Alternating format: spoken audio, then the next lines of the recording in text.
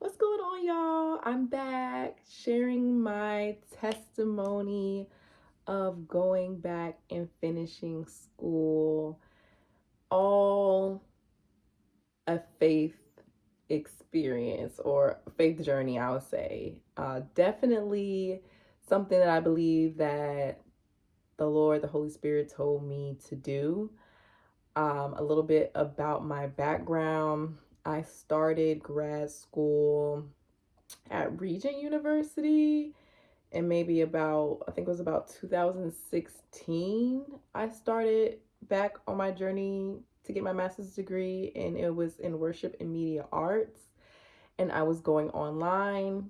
I feel like that was not a great decision for me at the time, just based off of my maturity and ability to steward things and not be in person, if that makes sense. Wasn't a good idea.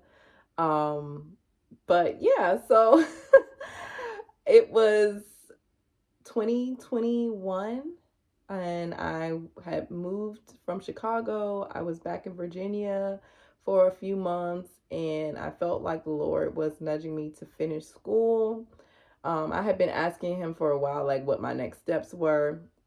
And then so when I finally got that answer, I applied. My heart was, and I feel like I was being led into dance education or either dance therapy. Those are the places that I was kind of like juggling between.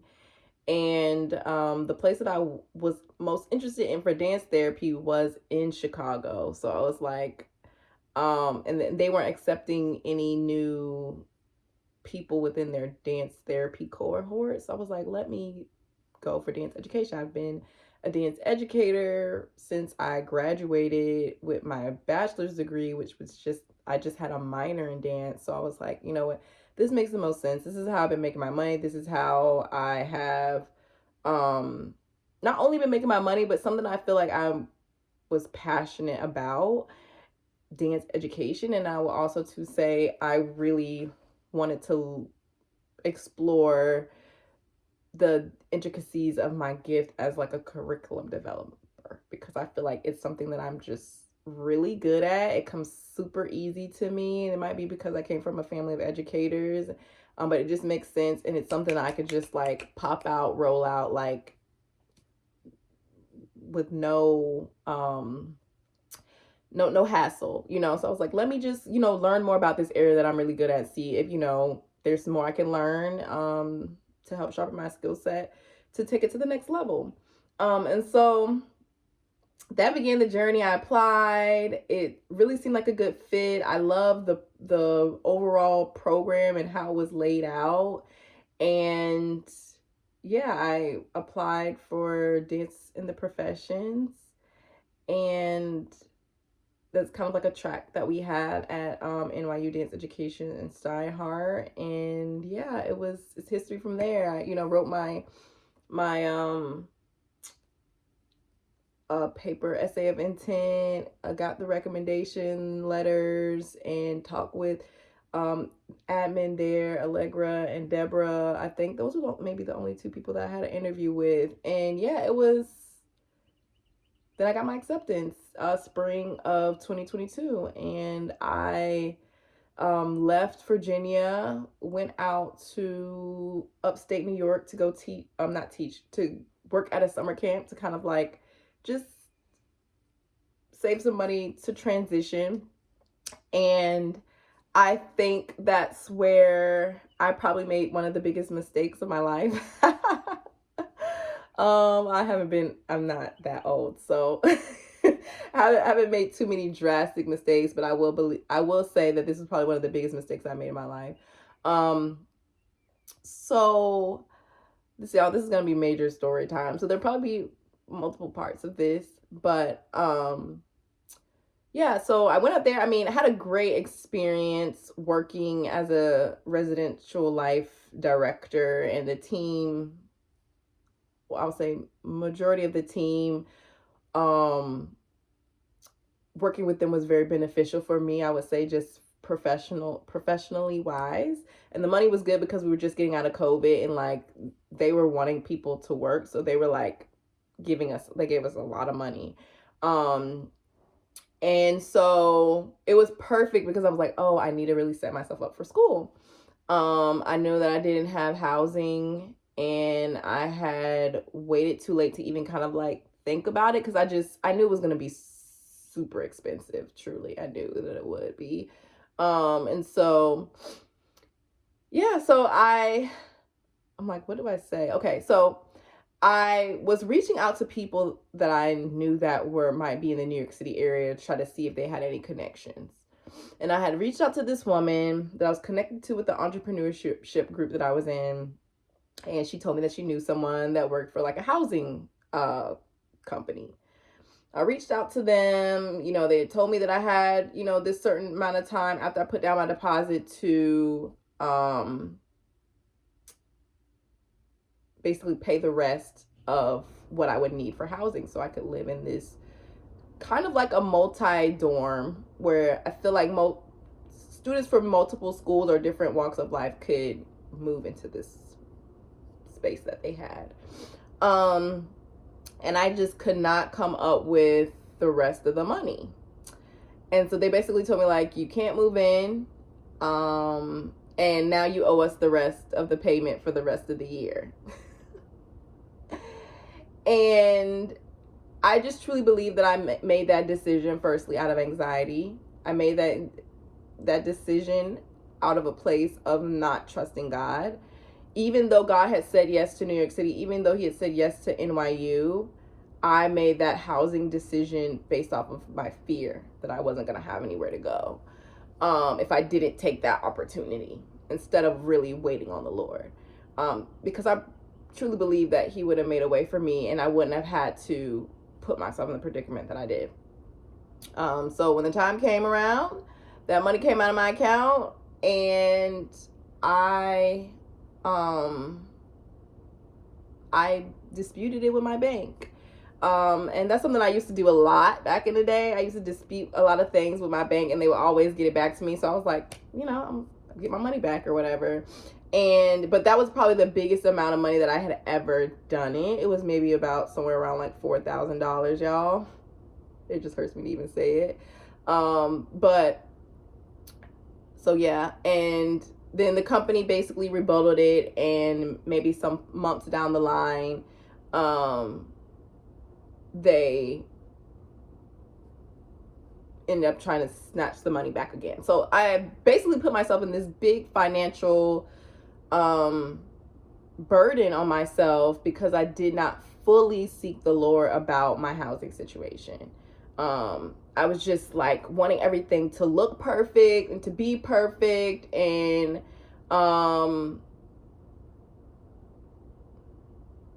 yeah, it put me in a little sticky situation. And I would say probably throughout my whole time in New York City, I did not have a place that I could truly call my own. So that was probably the hardest part about my journey there. That, a lot of times I would reach out to NYU, they weren't very helpful. And I felt like I was such a great student, had so many accolades, so many what is the word I'm trying to say? It's just like I wasn't just like I was just a regular type of person. I really feel that, like, with all the money that school has, there's something that they could have done to help me. And there were things. The funny thing about it is I didn't even actually realize till I was getting ready to leave the spring of, or the literally year before I was getting ready to, like the fall before I was getting ready to leave, like I end up becoming a graduate assistant at CMAP. And that's just the multicultural education center at the school overall. And it just services like all of the students in different capacities. And I got so much help with food that last year of school, because I didn't have a meal plan for a while. And when I did have to get a meal plan, it kind of messed me up as well, getting a meal plan in one of the places I ended up living at, because it was out of the city. and I had to do so much traveling, and the place where I moved, the people didn't tell me that they weren't gonna give me access to their kitchen. So it was just this it was all of this drama. And I know you're like, well, what's the good part? What is the good part of this story? But the good part of the story is I believe that God taught me how to depend on him. Even in the midst of the moments that I messed up and I made a lot of decisions like out of survival mode. That's what I was in. Like, I feel like after that first big thing happened to me, every moment after that, I was living out of survival mode. There were moments where, I'm thinking that I'm moving in faith, and many of the times I'm like, I'm just gonna do this and see what happens. Because I was at that time now, because I had the school workload on me, I had so much more on my plate that it wasn't like before that I had this time, this space to like seek God and be still, be quiet. It was just, or I'm not saying I didn't have it or I couldn't do it. I just felt like I couldn't. I felt like the pressure was like on. Like I didn't have as long as I might have had in the past based off of my schedule to do that. And I think that I didn't even ask God, like, what does this look like now, the season that I'm in? What does being still and knowing that you are God look like right now? So that was probably one of the biggest lessons that I also to learn is like each season waiting on God or resting in God does not look the same. Where maybe a season you didn't have a job at all, so sitting and waiting with God was all you had. Where there's a time where your life is crazy busy, you have so much going on, you have so much on your plate, where that looks a bit different. And it's okay to pause and to ask God what that looks like. But I really truly believe he gave me grace, and he definitely gave me mercy.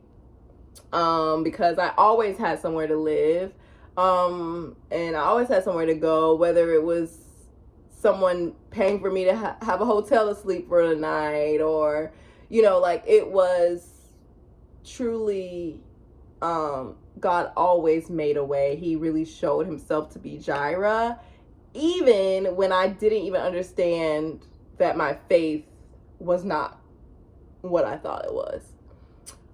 He truly was teaching me what it means to go from faith to faith, y'all. And he came through for me in so many ways. Like I got so many grants, so many scholarships, so many different fellowships and opportunities to like learn and grow. And multiple times, like these scholarships would allow me to pay for my housing because I wasn't working the way that I also to hope that I might be when I got out there. Because I was like, oh, I have all this experience, like I have to be able to find a job in New York City. That's what I was like really believing and telling myself. And it was not that I'm not qualified, it's just I don't think that God even wanted me to have a full-time job while I was out there. I had many like different part-time jobs or little gigs here and there, like, hustling, but as a student, but he would not let me work full-time. I wanted it so bad. I wanted to be able to say I was working full-time in school and being in school. But, actually when I realized and think about it, I'm like, there was a girl that I was in school and she was telling me she's working full-time the whole time. And I'm like, I don't even know how you are. It was a blessing that God didn't allow that, because my grades would have definitely been impacted. And I did pretty well